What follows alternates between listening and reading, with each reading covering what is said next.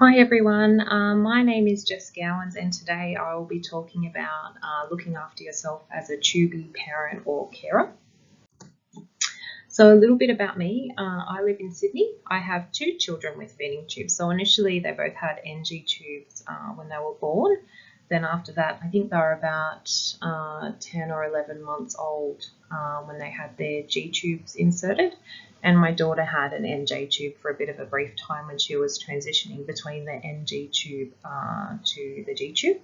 My children are aged 8 and 5. My little one's about to start kindergarten. I work as a psychologist, so that's where I am today and at work. I enjoy volunteering in the space of children's health and wellbeing, and I value connection and the foundation of connection in my journey as a Tubie parent. So some of the things I'll talk about today are around connection, and what I'll talk about today isn't really just from a psychological perspective. So it's not just the professional experience, but it's also around my personal experience as well, and what I've embraced in my journey as a Tubie parent. So for today, I'll be talking about adjustment and connection, physical and mental health and wellbeing, so including sleep, celebrating you and your child, and who can you talk to and what might it be like, as well as some supports that I've put together. So the supports information is generally aimed at people who live in Australia, and I'll go through that at the end of the presentation. So just to start with, what is adjustment? What do I mean when I'm talking about adjustment? So adjustment is the process of adapting to changes in our lives. So changes can bring about increased stress, which impacts us in individual ways. We develop coping strategies to deal with these stresses, and these coping strategies assist us in adapting to these changes. So let's think about it from the perspective of tube feeding. So tube feeding itself can include many adaptations. So we need to adapt to whatever the underlying diagnosis is that might be prompting us to tube feed, as well as learning to use a feeding tube, hospital life, becoming not just a carer but also an advocate or an educator as well. So there are many different parts of our lives as Tubie parents or carers that we need to adjust to, and there's lots of changes that can be brought about from those things, and that's just a few examples of what it might look like. So when we think about adjustment, consider the adjustments to adapting to a feeding tube becoming a part of everyday life. So this is really huge. Have they been little adjustments, lots of little adjustments, or some big adjustments? Have these adjustments needed to be made by you or those around you as well? So I guess reflecting on my personal experience, when my son was born, I had absolutely zero knowledge of feeding tubes, but suddenly it was a part of our lives, and it was a really important part of our lives because it was what enabled him to have the nutrition that he needed to be able to survive and to grow. So I guess, we talk about feeding our children, and we then need to bring in something like a feeding tube.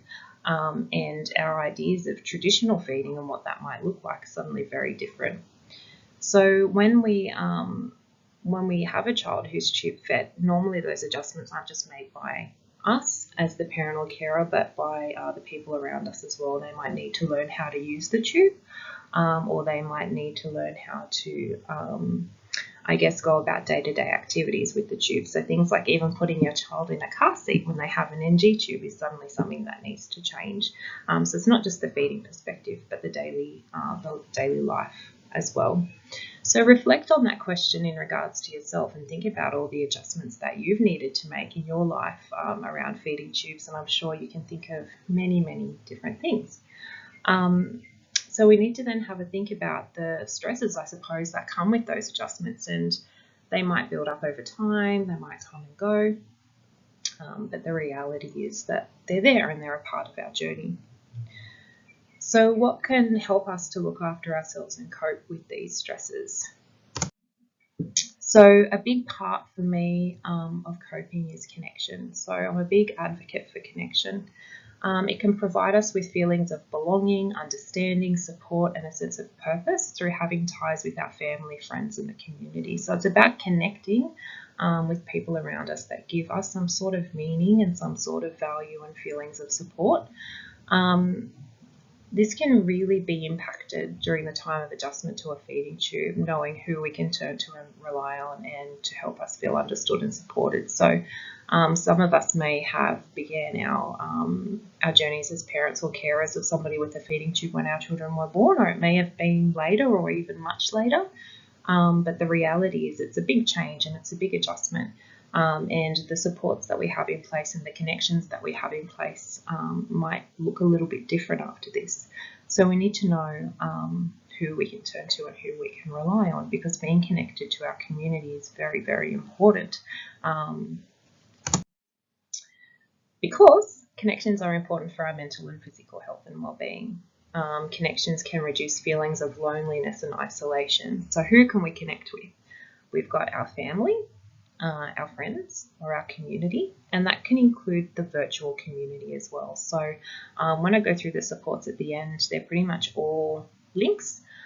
So they're all online access, which I think is a really fantastic thing, that we actually have the ability to do that, because I know that my links to connection and my links to supports when I first started my journey as a Tubie parent was online, because that's really all I could cope with at the time. And other connections might be with our medical community as well. So that might be our medical allies, the people who look after us and look after our children, but also it might be information and education, so building our knowledge base and empowering us to be able to be a parent or carer of a Tubie. And also our social supports, and our mental and physical health supports. So when I say our social supports, it might not be in relation to being a feeding tube parent or carer, or a parent or carer of a Tubie. It might be things like groups, hobbies, interests. It might be walking groups, or it might be a sport that you like to play. It might be going out to a play group. It might be lots of different things, but having that connection, it can be formed in a variety of ways. So in regards to our physical and mental health and well-being, so this is something that's really, really important when we're talking about looking after ourselves as Tubie parents or carers. So we've spoken about adjustments and the stresses that can come from adjustment, and the changes that we need to make. We've spoken about how important connections are. So how important it is for us to have that community around us, to feel understood and supported, and not to feel alienated or isolated. We need to talk about things like coping with change, so those adjustments too. So being able to equip us to have the skills and the resilience to cope with changes that we need to make in our lives, because we know that there might be a small amount of changes, there might be a big amount of changes, there might be times when things are really monotonous and there are no changes, and then there might be times when you're absolutely thrust into 1,001 different changes all happening at the same time, such as my daughter starting kindergarten next week. So there are a lot of changes and adjustments that we need to make in being able to have her go to school and be supported with her feeding tube. Things like looking after our own physical health. So exercise, being outside and eating well, or even just eating enough. If you're burning the midnight oil, if you have a younger child with a feeding tube, or you get woken up to the wonderful melodies of the pump alarm very often, it can be really hard to sleep is the next one too. So getting enough rest. But just going back to physical health, so things like exercise are really important, moving our body and being active. Anybody who's had an NG tube fed child that's done gravity feeds knows that you sit in this position a lot, the Statue of Liberty, and you can get really tense arms and shoulders, or if you're pushing a blended feed, sometimes you can get really sore wrists and hands. So being able to move your body is important, but generally exercise is really important for our mental health and our physical health and well-being, to help us to cope with changes and stresses. Being outside is important, so being out in nature, getting some fresh air and some sunlight. Sometimes, especially if we have children who have a lot of medical needs, we can spend a lot of time inside, whether it's at home or in like a hospital or a care setting, and we don't get outside, and we know that sunlight and greenery and nature can be really, really good for our mental health, so it's important to get outside. In regards to sleep, so just going back to that again, if you are having really disrupted sleep or you're not having enough sleep, it's going to make it really hard for you to be able to cope with stresses because you'll be fatigued and tired and run down over time. So trying to get enough sleep is a really, really important thing. And if it's something that you think that you just can't accomplish because you don't have enough hours in the day, then we need to look at the quality of rest. Or your ability to have downtime. There are strategies that can help with sleep. I can go into them a little bit later, but there are ways that you can try and have a more quality of rest. In regards to our mental health and wellbeing, there are really important things like our values and the activities that we do. So what we each value will be different, but they're the things that give us a feeling of validation and a sense of achievement. So I really value the idea of volunteering and charity. So getting out and dedicating my time for causes that I think are really worthwhile fills me with a nice sense of validation, and that's something that I can do alongside being a Tubie parent, but it's also something that I can do because it's important to me and I enjoy it. Sometimes it can be a bit tricky, but it's very validating and I think it's really important to do. But you might have things in your life that are particularly important to you that you would like to strive towards. And it's really important to think about how you might be able to do that, because that can have really profound impacts on our mental health and our well-being as well. What activities do you do? So, this actually falls into that sense of social connectedness as well. Do you like to go out and meet with people? Do you like to go out? I spoke before about, walking groups. What sort of activities do you have that you value? Do you like gardening or spending time in the garden? Do you like sitting on the back step and having a cup of coffee in the morning? These things can be small activities or big activities that can really lend to our physical and mental health and well-being. And the other thing is routines. So sometimes a caring role can be quite tumultuous or it can be quite monotonous. So it's like it kind of peaks and troughs. Having a routine is really, really important because it gives us a sense of control over our situation, and it gives us a bit of knowledge of what we have in front of us and what we'll be doing. And establishing a routine can really help with other things like being able to fit in activities for our physical and mental health and improve our sleep too. So mental health. How are you coping and who can you talk to? So this might be quite changeable as well. I know in my own journey as a Tubie parent that my mental health has had its ups and had its downs too, and it's something that I've had to internally reflect on and seek support when I've needed it as well. So there are different, these are some ideas of people that you can talk to. So your family, who you might be close to, not just about the things that are difficult, but the things that we can celebrate, and also the things that we like. So who we are uniquely as people and the things that we find interesting to talk about. Family or our friends. It might be our medical allies. So we might have medical professionals in our lives that we find really supportive, that we can talk about particular things in regards to tube feeding or our children. Our community, including our virtual community. So I've got some supports at the end, but there are so many online communities out there. And we know that when a child is tube fed, it can be for any number of reasons. So linking in around tube feeding is a really great place to start, but it might also be linking in for whatever the underlying reason for tube feeding is as well. Our GPs, so we can talk to our doctors about how we're going and if they have anything that they might suggest in relation to our physical health or our mental health as well.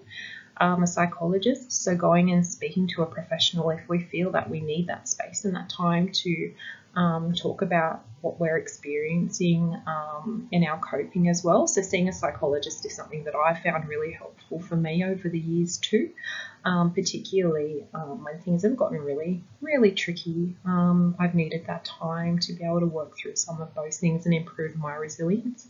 And also online counselling. So there are a lot of online counselling services now, which is a really good thing because it means that it's more accessible. And again, in the list of supports, I have some online counselling services that you can access, but some of them are actually no cost. And it doesn't mean that you'll necessarily speak to the same person, but every now and again it's nice just to be able to link into somebody and have a chat. So these are just some ideas of who you can talk to if you feel that you would like to talk to somebody about what's been going on for you. So I guess I'll talk about this because I am a psychologist. So if you would like to see a psychologist but you're not sure how to go about it, here is just some general information. So one of the things that I recognise when I talk to people who are Tubie parents or carers, or even it may be people who come into our clinic, is that the step to see a psychologist can be a pretty big one. But it's also a really, really important one. If you're considering it, then it's definitely worth a try. So when you see a psychologist, you'll work on some of the things that you may be experiencing. So in that therapeutic space, it's a safe space and you get to discuss your unique situation and the impacts of your caring role and the adjustments in your life. So this time is for you and it's about you and it's about working through those things that will help you to build that resilience.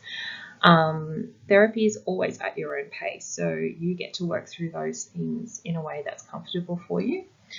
Psychologists will provide you with strategies to manage stresses, and these can be added to your toolkit. So you can build different ways of improving how you feel and how you're coping. So I guess an example would be, before I mentioned that there are strategies even for things like working on improving your sleep. So it might be things like a strategy called progressive muscle relaxation, or there might be other strategies around cognitions or behaviours that you and your psychologist can work on and tailor to you. You might talk about impacts on your mental health, such as symptoms of depression or anxiety. So these can be evaluated and interventions can be provided to address these symptoms. So these will be some of the therapies and the strategies that can come with those therapies. Therapy can improve your well-being and ability to cope with stresses. And therapy can help to embrace your strengths and your values to feel more confident, capable and fulfilled. So these are some of the things that might happen when you see a psychologist, and that you can work through as well if that's something that you would consider in your journey. So what's really, really important in looking after yourself as a Tubie parent or carer is to celebrate you. So reflecting back on the discussion about physical and mental health and well-being, what areas could you pay more attention to? Is there anything that I've mentioned that you've kind of thought, oh, maybe I could build on that a little bit more, maybe I need to pay attention to that a little bit more? Or did you think I do that really well and I want to continue embracing that activity or that thing that I do?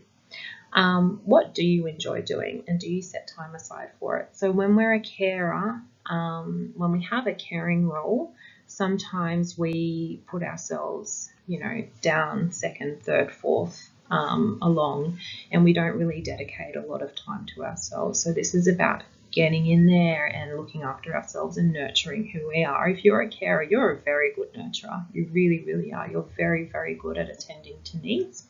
So let's use those skills and reflect them back on you.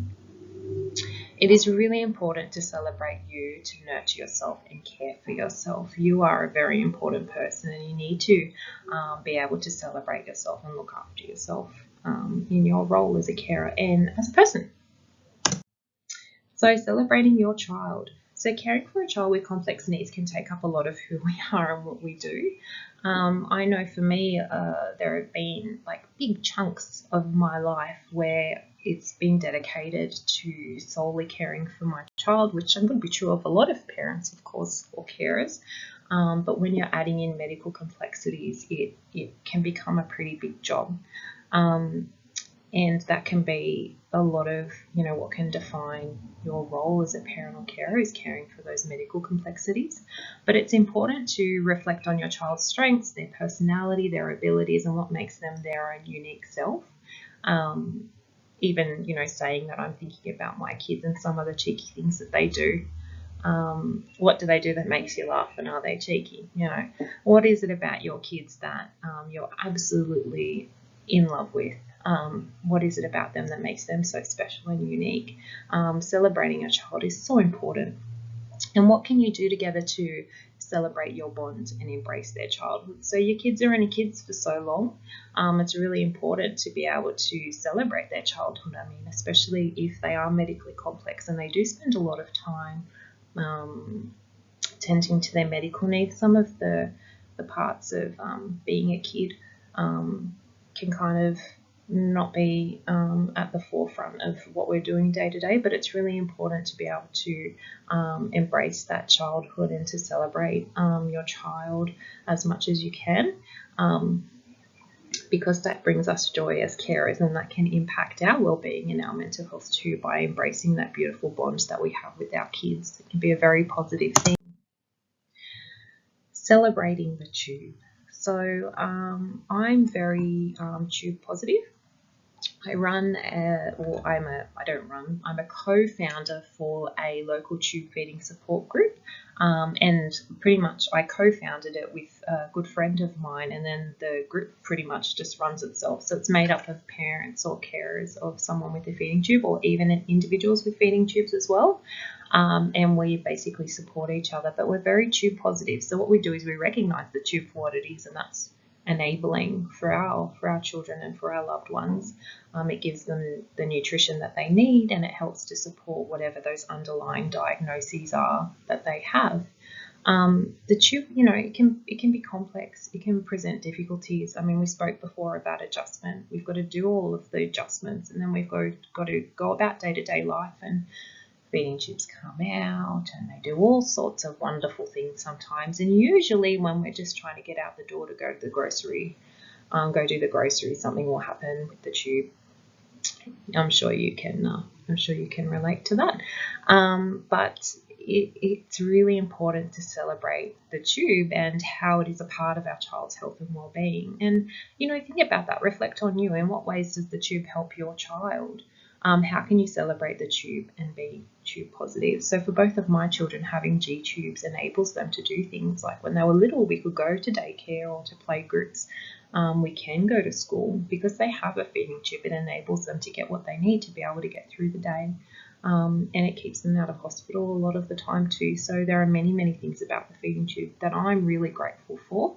And on the days when things feel really tough and hard and I'm just like crawling along, I try and acknowledge the fact and reframe some of my thoughts around the feeding tube and say, well, hang on a second, the feeding tube's there for a reason, and it enables my child to be a child and to manage what's going on for them. So what supports are out there? So Australian specific, the supports may depend on your state or your location.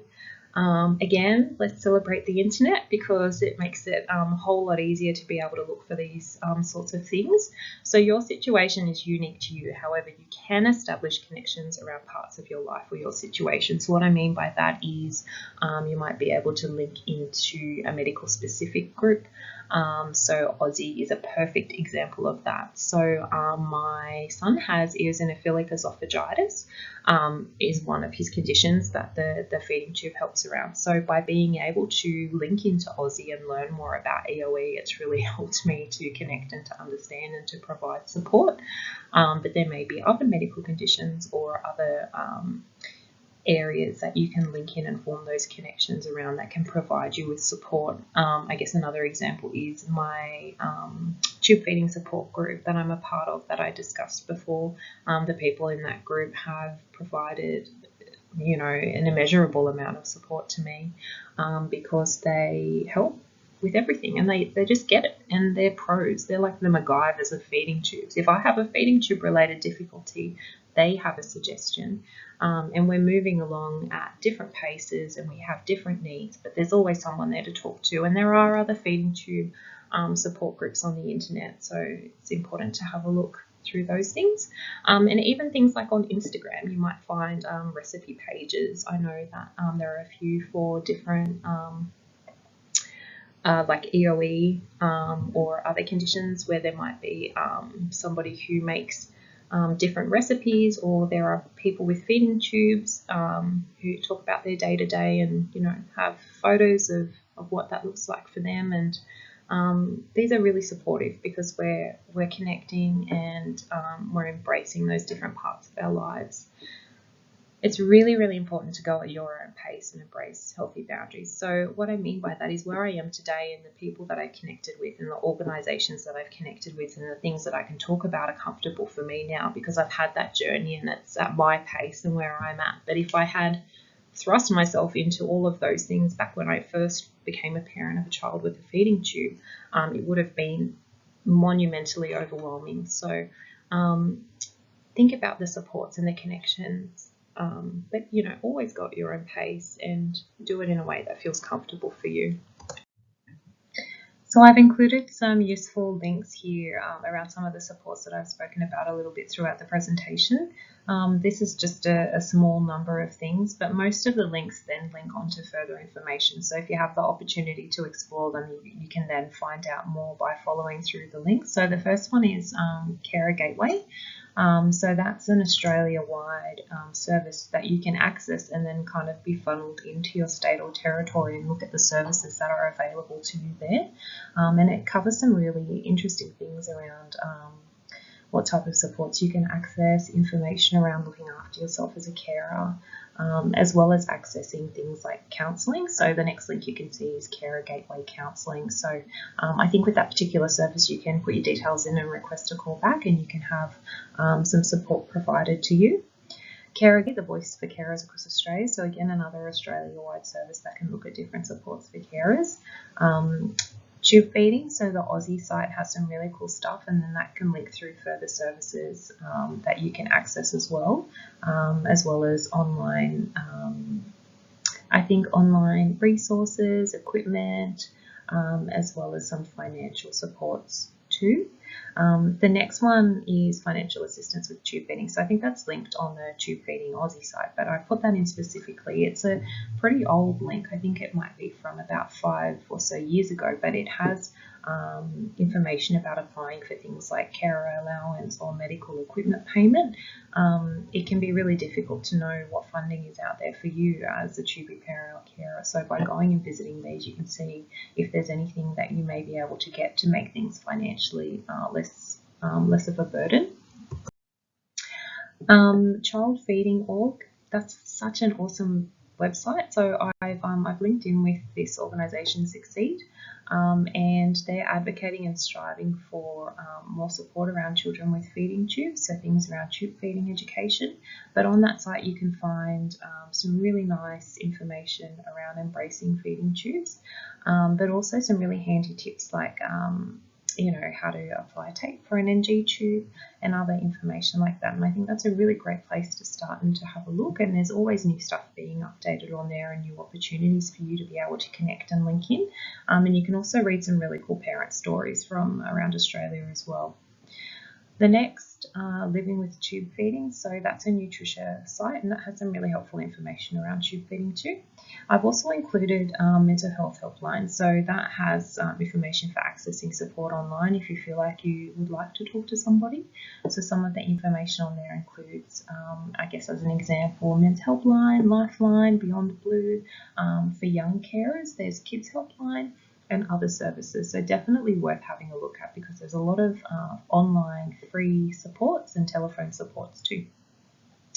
The next link is around better access initiatives. So if you are thinking of seeing a psychologist, you can access rebatable Medicare funding. It may partially pay the fee of the session or it may be bulk bill, but it's definitely worth having a look around and you can speak to your GP further about that too. And I've just put my email on there. So if you have any questions or you would like to contact me at all, you're more than welcome to do so. But thank you very much for watching this presentation. I hope it's been helpful for you. And I hope that it's provided a bit of a platform around how to look after yourself as a Tubie parent or carer.